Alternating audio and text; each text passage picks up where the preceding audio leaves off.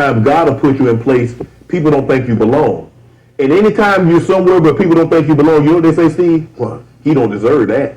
I'm like, bro, you got so much going on for you. You don't want me to have a little success? Dog. What? The reason I'm doing this show, dog, is because of how you are. The way you move, the stuff I hear you say. I've never heard a dude talking out loud that sounds just like me. Dee said she liked the interview. No, I like the interview, how it went. Like, I like the whole chemistry between him and Shannon. I like Shannon's show. It's a good show. So I like Shannon's show too. I kept saying it was a good interview. He was caking for that nigga. Like, if I was on there and I had been married 3 times, the whole world would love to be like, motherfucker, you been married 3 times. I never hear nobody say this about this man because they be caking for him. And he cheated on his wife with his side bitch each time. How is this motherfucker allowed to give advice? This is a goofy. Steve Harvey comes like he got the answers to shit. Homie, you married a bitch that hustle money. Everybody know it. The fuck? Pick Steve Harvey as the representative for all things black.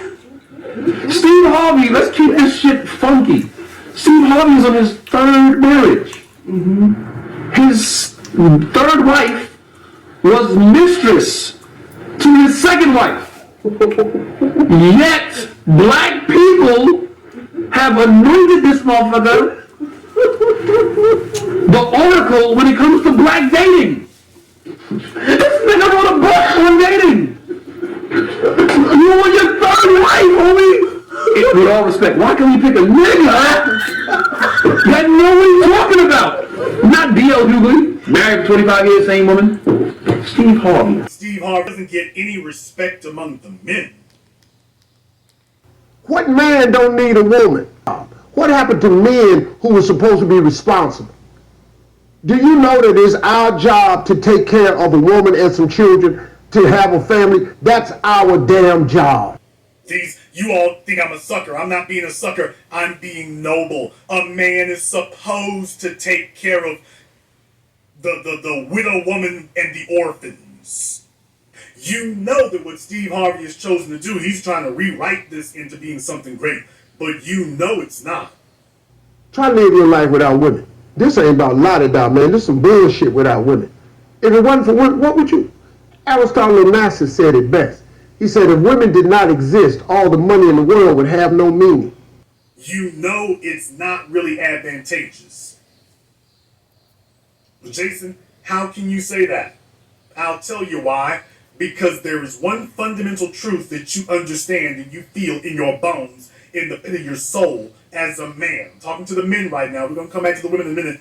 But to the men listening, what's wrong with this is what all these other people have failed to teach you about. The banner on my page says that this is the definitive school of power dynamics.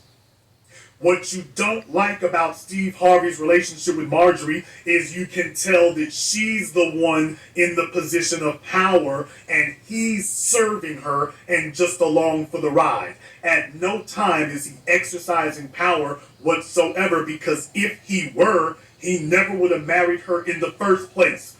What is the benefit to him of marrying her? Steve, how have you been able to handle that? Because you know that there are a lot of people that smile and say things in your face, and you know they say things behind your back. Dog, how do you handle that?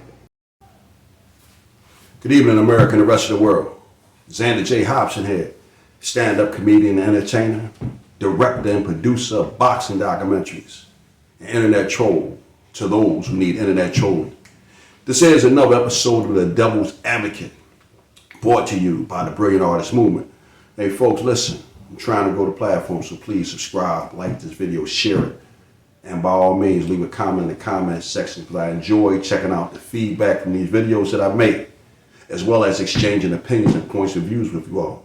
Now, I cannot stress enough that I need you to hit the like and the share buttons, because my videos are not getting out there into the algorithm. I know for a fact that my notices do not go out to all my subscribers, and it's difficult for me to grow the channel as a result of that. So anyway, right, I've been missing in action for a spell because many of the trending topics were topics that I just could not see myself getting behind. I wasn't feeling them.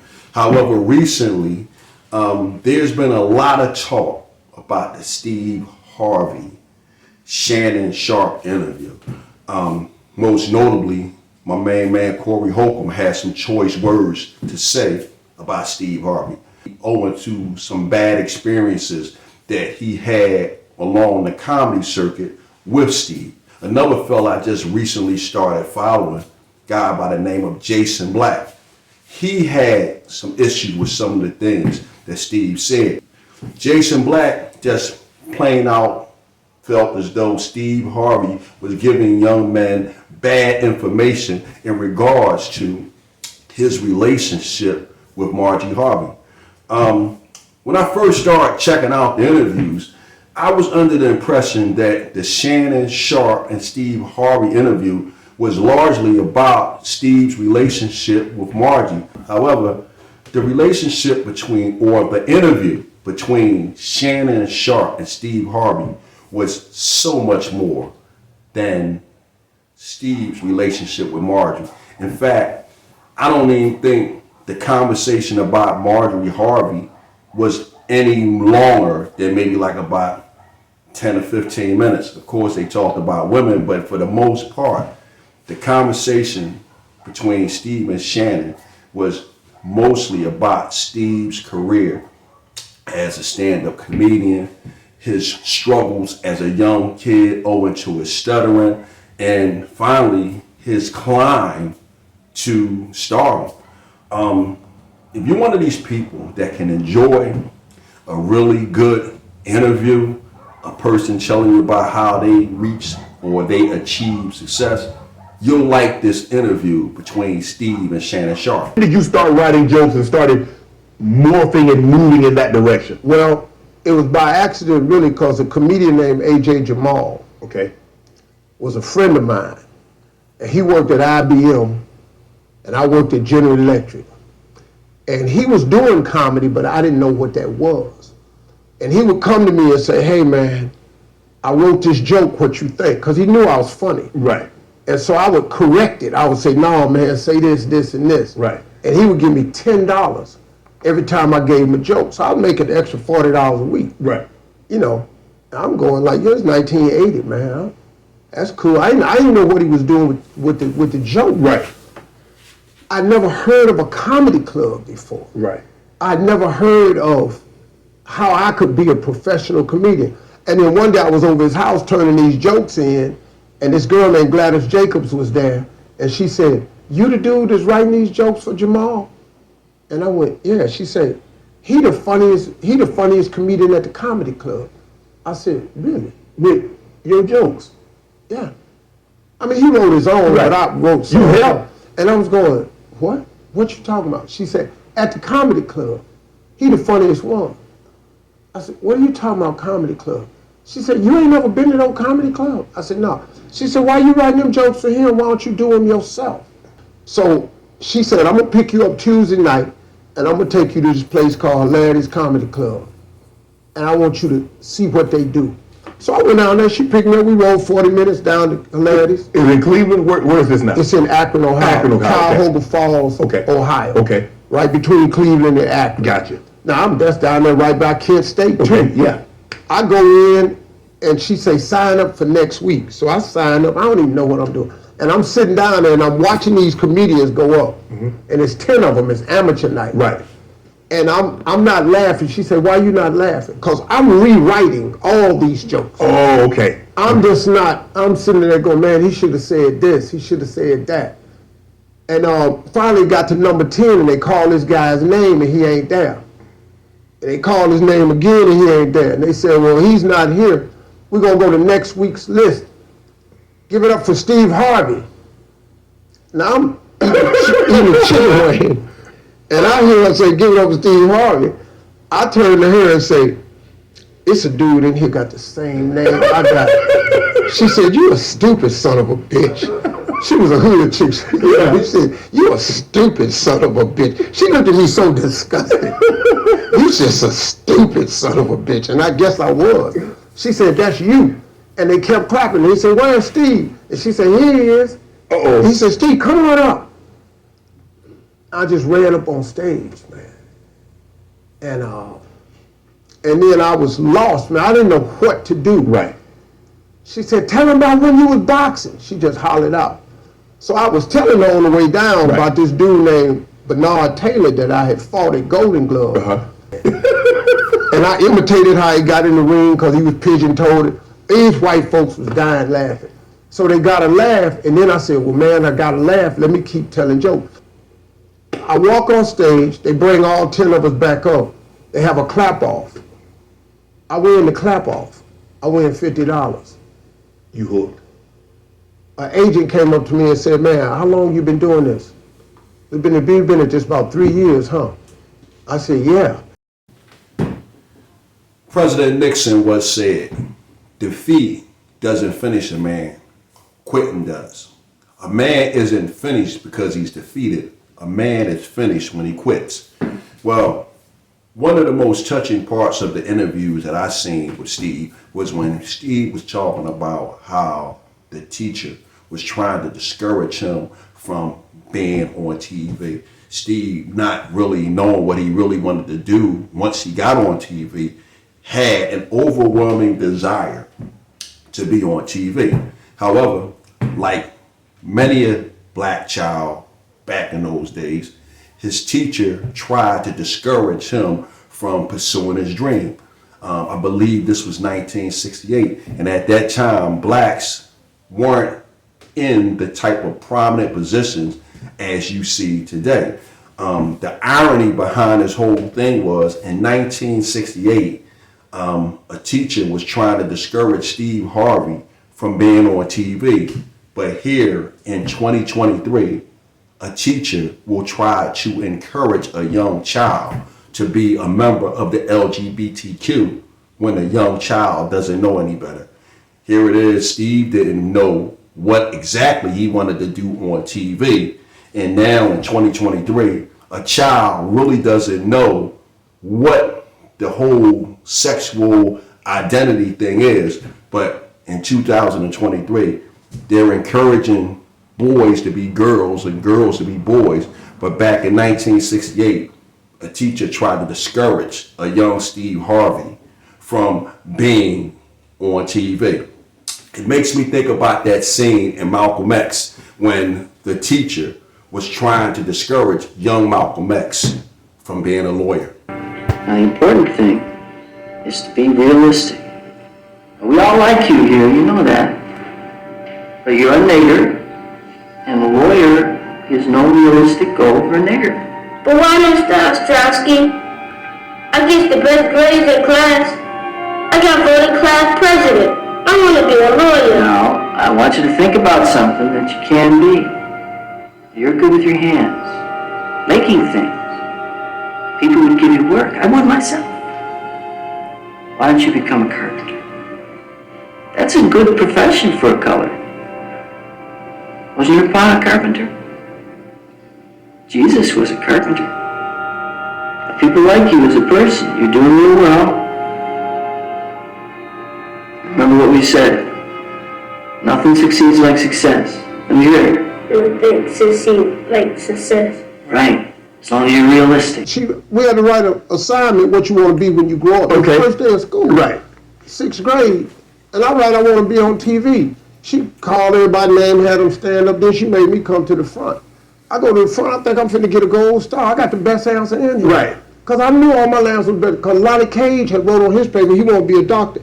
His ass couldn't even read in the reading group. So I don't know how Lonnie gonna be no damn doctor. This has got to be. So at least I wrote something that had a chance of happening. Lonnie ass got about a bigger chance of being a doctor as I got to walking my ass to the moon by Friday.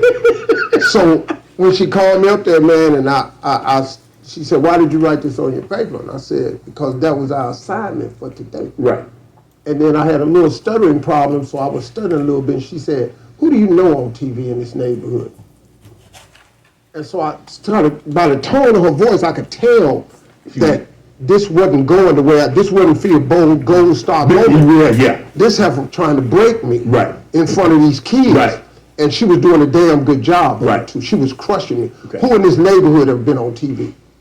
Who in your family ever been on TV? Who in this school been on TV? And what make you think you can be on TV? And look at you standing there, you can't even talk. And you write something more reasonable on your paper. She crushed me, man. I said, damn, this is a teacher. Right. You know, this is in the 68, man. Right. I'm sitting there looking at this lady like, God, dog. But I kept my paper and took it home. Right. And my mama said, your daddy gonna beat you when you get home for being a smart aleck. Because she had called home and said, your child is a smart aleck. Right. So when my father came home, she said, Slick, this boy been a smart aleck up at the school. And he said, well, what'd you do? I said, I wrote on the paper I want to be on TV. My father said, well, what's wrong with that? And I saw a little glimmer of hope because I wasn't going to get this ass whooping I thought I was going to get.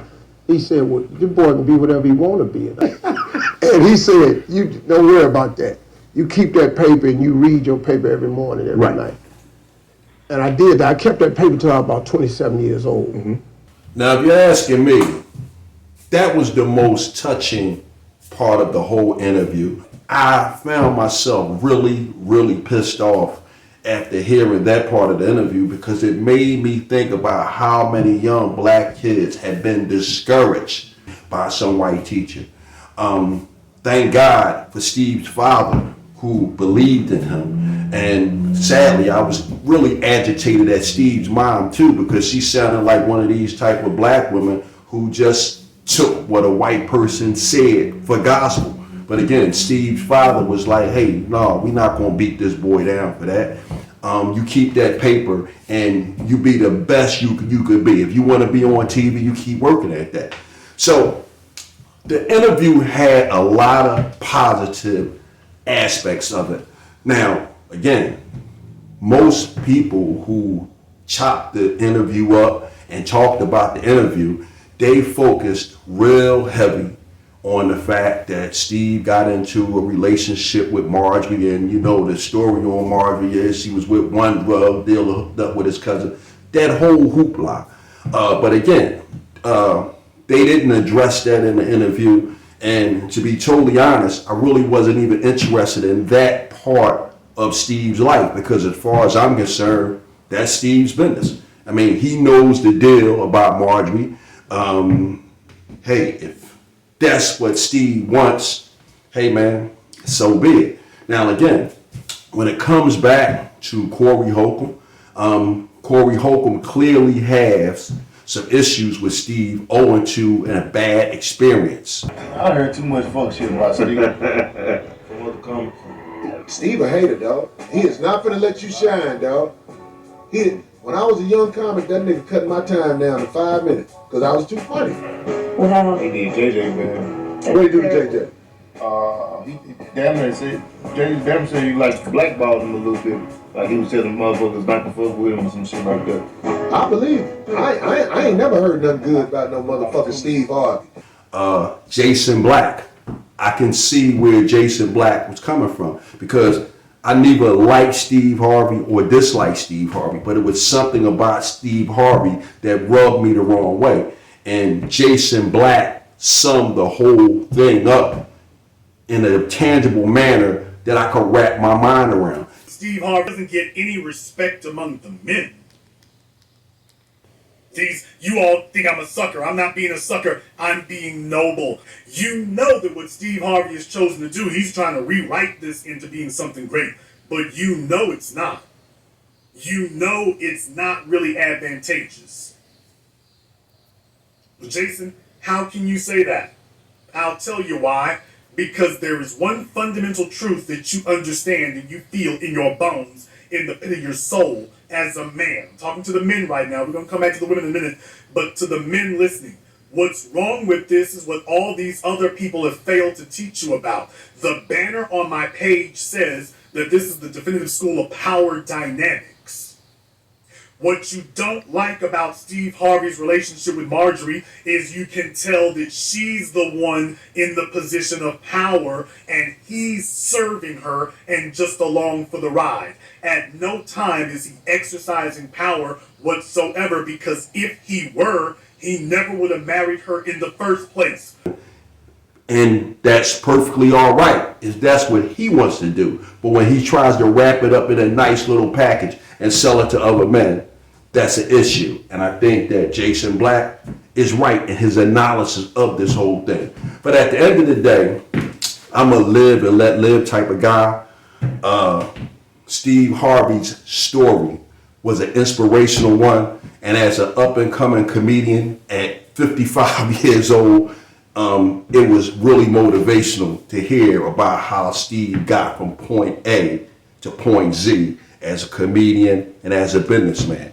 And at the end of the day, as I sum it up, you get a lot of people who say that Steve Harvey can't give out advice as a married man because he's been married several times. Well, I don't believe that. You can get good advice from anyone. Even a bum can say to you, hey, listen, man, if you be lazy, if you don't work, if you drink, you'll end up a bum, and you don't want to be like me. So with that said, folks, the Steve Harvey interview was a great interview. I'm going to put various links in the remarks section so you can check out everybody's opinion on this whole Steve Harvey and Marjorie Harvey thing. But at the end of the day, the interview between Shannon Sharpe and Steve Harvey was a great one, and I really enjoyed it. Hey, I'm done with it. BAM!